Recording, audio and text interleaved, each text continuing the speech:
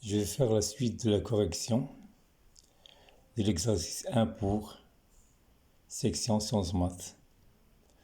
Donc, on considère une suite UN définie par i0 égale à 0 et quel que soit n appartient à n, un plus 1 est égal f0 un. Donc, on a i0 est égal à 0 et un plus 1 est égal f0 de un pour toutes, quel que soit n, appartient à n. On a f0, la fonction f0 de x, qui est égale à moins 2 exponentielle de x sur 1 plus l'exponentielle de x. Donc la première question, petit 1, montrer que l'équation f0x de x est égale à x admet une unique solution alpha dans R. Donc, premièrement, A. Pour montrer que cette équation admet une unique solution, donc on va considérer une autre fonction. Considérons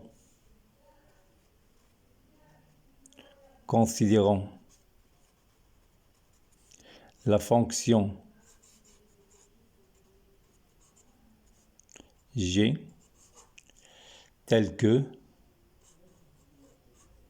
g de x est égal f0 de x moins x, avec x appartient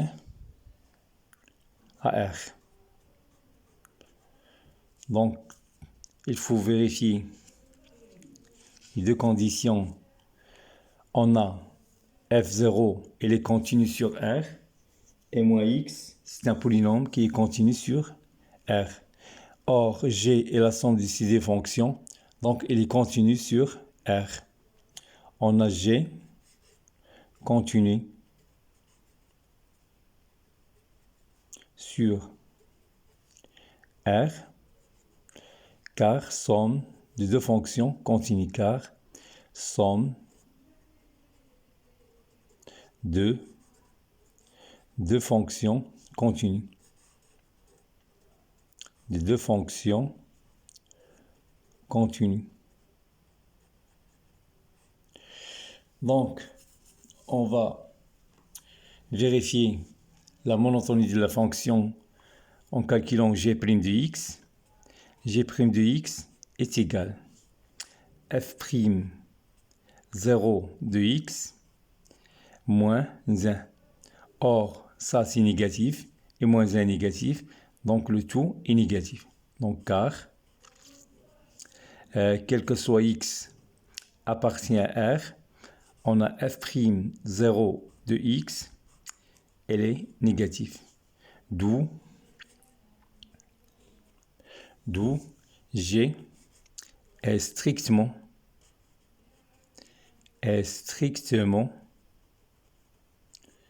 décroissante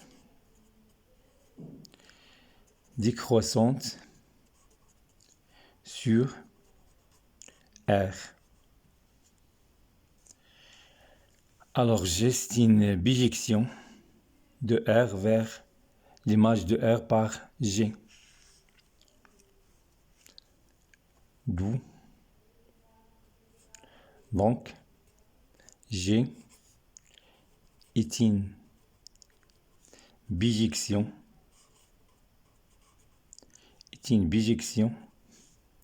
de R vers G de R.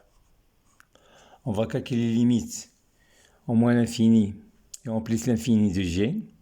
Limite quand x tend vers plus l'infini de G de x est égal à la limite quand x tend vers plus l'infini de moins 2 exponentielle de x sur 1 plus exponentielle de x moins x. Or, ça vaut moins 2. On va multiplier par l'exponentielle de moins x, une méthode. Et ça vaut moins l'infini. Donc, c'est égal à moins l'infini.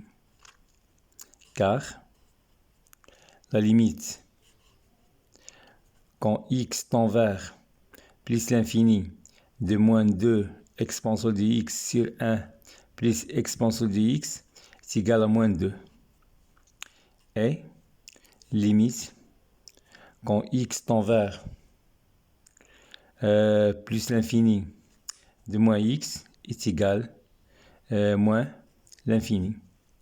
Donc la limite, quand x tend vers moins l'infini de g de x est égal limite, quand x tend vers moins l'infini, moins 2 exponentielle de x sur 1 plus exponentielle de x moins x.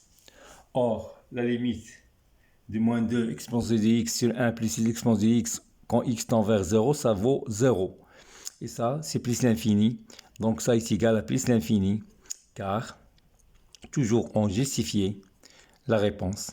Car x, quand x tend vers moins l'infini, de moins 2 exponentielle de x sur 1 plus exponentielle de x est égal à 0. Car l'exponentielle de x, quand x tend vers moins l'infini, ça vaut 0. Et limite, quand x tend vers moins l'infini, de moins x est égal à plus l'infini. D'où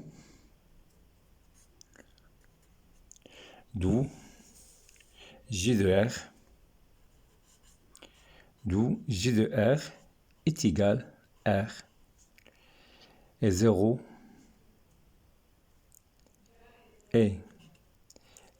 appartient à r.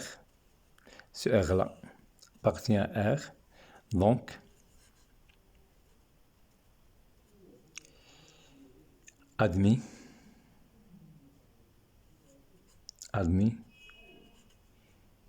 une unique antécédent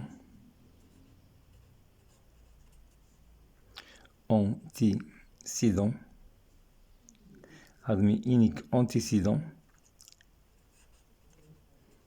alpha de R. D'où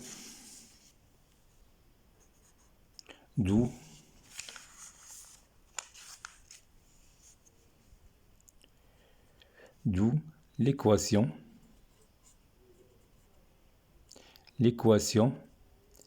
f de x est égal à x admet une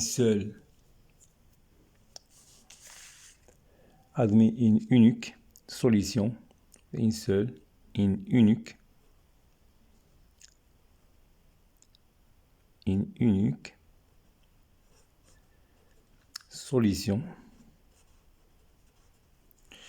unique solution alpha dans R. Donc, j'ai fini la première question. Donc, la question qui suit, c'est premièrement B.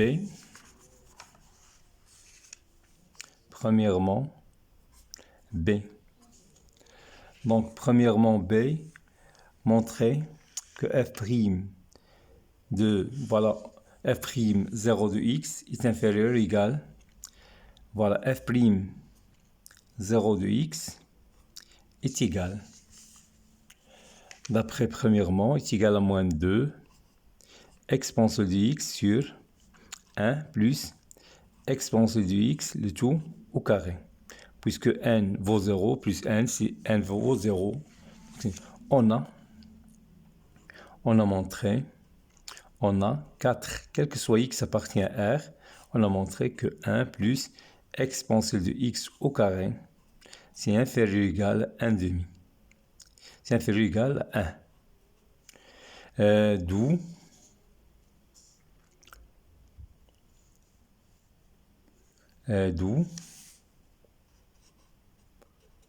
2 exponentielle de x sur 1 plus l'exponentielle de x au carré est inférieur ou égal à 1 demi.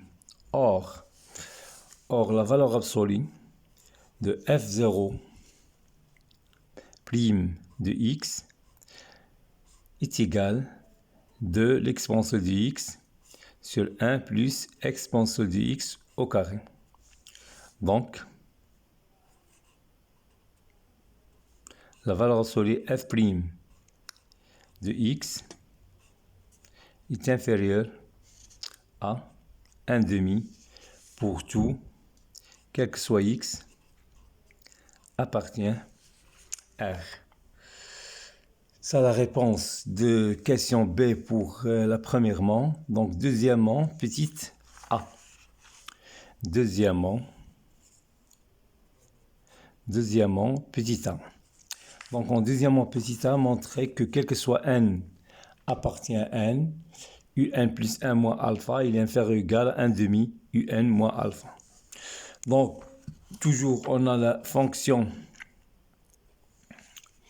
on a f0 ici, on a la fonction f0 continue dérivable sur, donc on a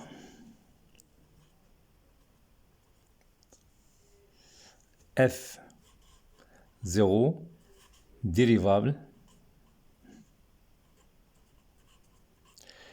sur R, d'après une question précédente. Dérivable sur R pour tout n, il est dérivable fn dérivable, donc f0 il est dérivable sur R. D'où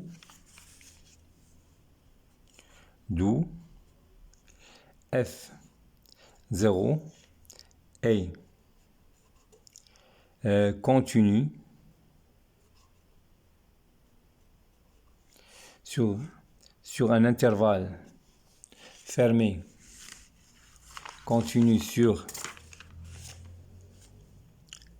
l'intervalle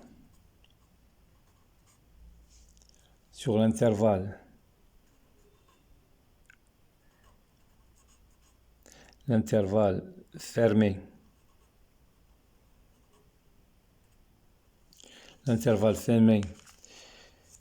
de bornes un et alpha est dérivable sur cet intervalle ouvert et dérivable sur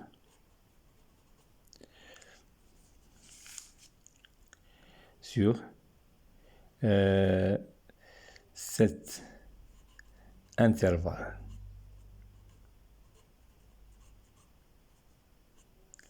Et quel que soit x, et on a pour tout x appartient à cet intervalle, et pour tout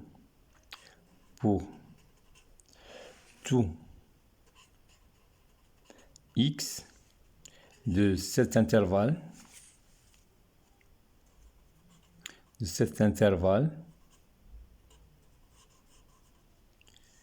la valeur absolue f'0 de x, elle est inférieure ou égale à 1 demi. D'après théorème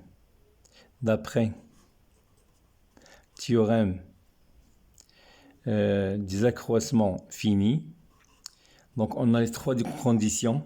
Il est continu sur l'intervalle ouvert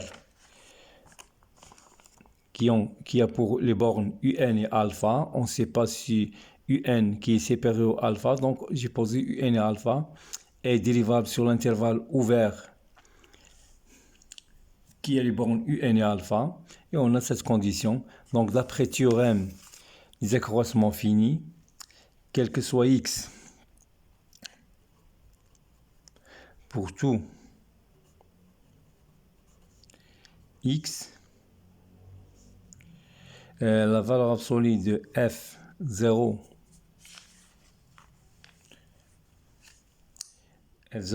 un moins f0 0 alpha inférieur ou égal à 1 demi, valeur absolue de un moins alpha. Or, f0 de alpha c'est égal à alpha car solution de l'équation f de x égale à x, et on a f0 de un c'est un plus 1. Donc on a un plus 1 moins alpha, il est inférieur ou égal à 1 demi un moins alpha, quel que soit n, appartient n. Donc on a fini la solution de la question 2 petit a. Donc on passe au 2 petit b. La question 2 petit b.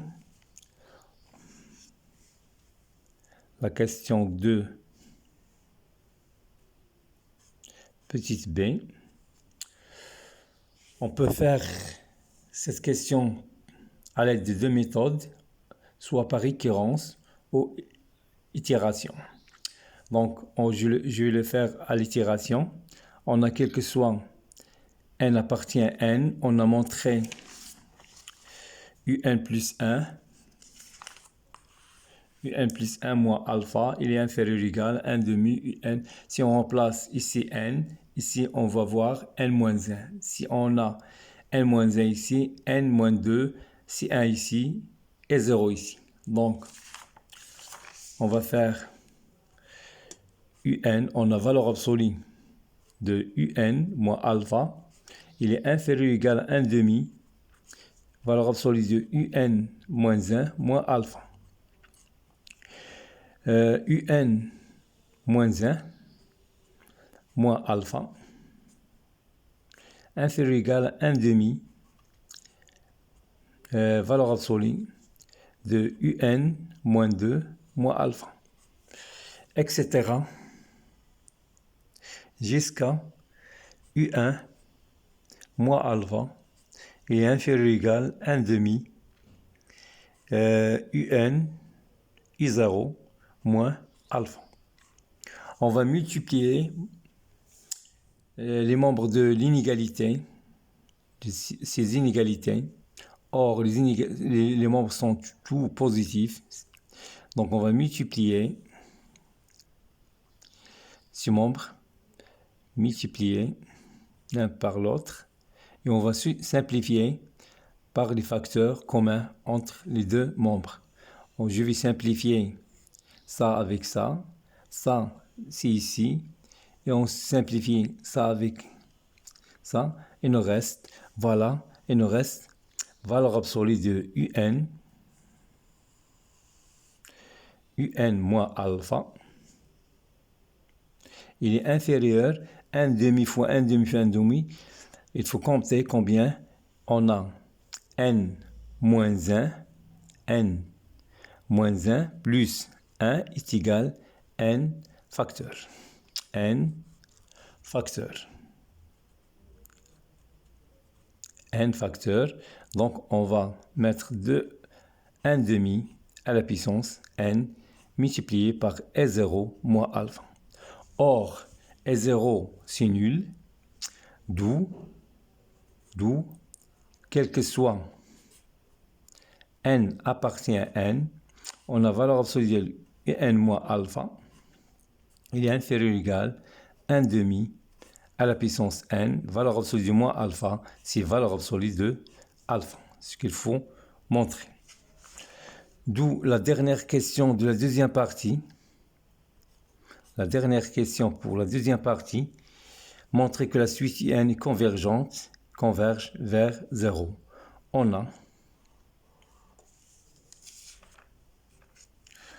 a montré que valeur absolue de un moins alpha, il est inférieur ou égal à 1 demi à la puissance n, valeur absolue de alpha.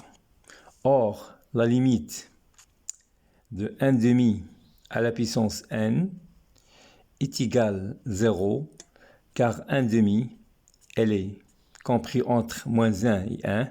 Ça implique que un converge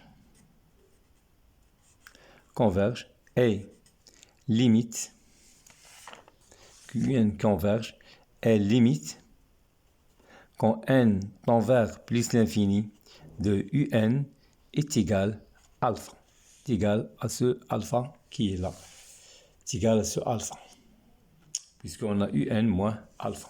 Donc la deuxième partie est terminée, et merci bien aux troisième partie. Je vais faire une autre vidéo pour la troisième partie, et merci.